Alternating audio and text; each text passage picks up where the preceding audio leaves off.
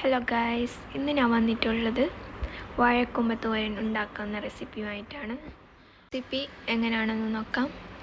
ആദ്യം വാഴക്കൂമ്പ രണ്ടായി കട്ട് ചെയ്ത് അതിനെ ചെറിയ കഷ്ണങ്ങളായി മുറിച്ചെടുക്കുക.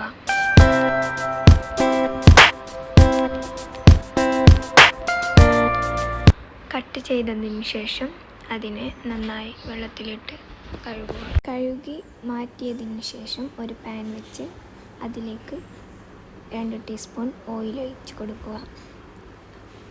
ഓയിലൊന്ന് ചൂടായതിന് ശേഷം അതിലേക്ക് 2 അല്ലി വെളുത്തുള്ളി, ഒരു നീരുള്ളി ഇട്ട് നല്ലതുപോലെ മിക്സ് ചെയ്യുക.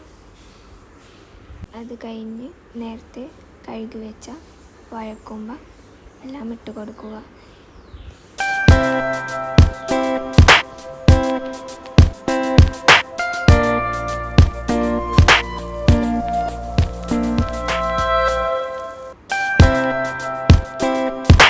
പിന്നെ അതിനാവശ്യമായ ഉപ്പിട്ട് കൊടുക്കുക.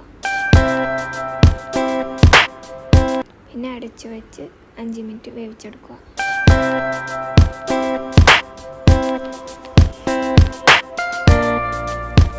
വെന്തതിന് ശേഷം അതിലേക്ക് ചിരകിയ തേങ്ങ ഇട്ട് എല്ലാം മിക്സ് ചെയ്യുക.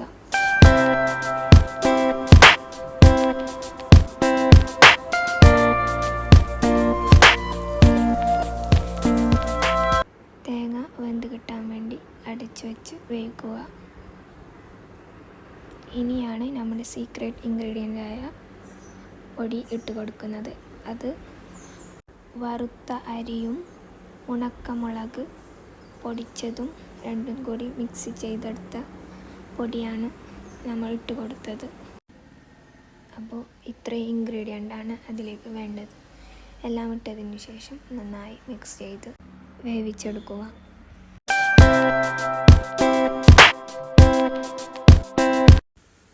അപ്പോൾ ഇന്നത്തെ റെസിപ്പി ഇത്രയേ ഉള്ളൂ.